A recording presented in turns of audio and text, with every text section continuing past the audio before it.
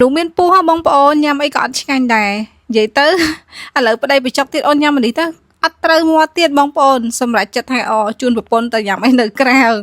នេះស្រីសនោះគេមកពីក្រោយគេឃើញប្តីគេរឿងតំណអអើយយ៉ាធ្វើល្បិចទៀតនាងស្រីអូយបងប្អូនទាំងអស់គ្នាអូយសុំតអ្នកនាងហើយឥឡូវនេះគឺថាសុំអីតាក់តងអីចឹងដោយសារថាខ្លាចមានរបួសមានអីចឹងទៅគេងាកក្រោយបាច់ឥឡូវគេណាត់ជួបគ្នាបាទហើយបងប្អូនអើយប្រពន្ធពោះធំមកមានបានអីណាឥឡូវគេណាត់ជួបគ្នាគេស្វីតមួយគ្នាអូលោកឲ្យលោកមនុស្សស្រីសម័យឡើយកុំຕົកចិត្តមេឃកុំຕົកចិត្តផ្កាយឥឡូវប្រពន្ធទេទៅប្តីអីបងនៅណាបងនៅណីបារម្ភពីប្តីអត់តន់មកទៀតណាប្តីមានបានលើកទូរស័ព្ទប្រពន្ធទេបាទឡើយតែថើបគ្នាជាមួយស្រីថ្មីរបស់គេហ៎មានតែចុចបាត់អីចឹងទៅឥឡូវនេះគឺថា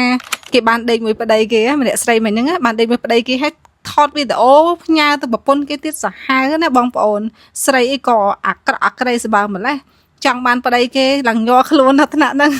ប្រពន្ធឃើញឲ្យយំមកយំឈឺចិត្តឆ្អិតទ្រង់នឹងញ័រសាច់បងប្អូនមនុស្សពោះធំហ្នឹងមិនស្រួលមិនសំណុកចិត្តទេឥឡូវនេះគេថាប្រពន្ធចាប់ផ្ដើមឈឺពោះខ្លាំងណាស់មកមន្ទីរពេទ្យដើម្បីសម្រាលកូនឲ្យស្រែកខ្លាំងណាស់លោកអើយលោក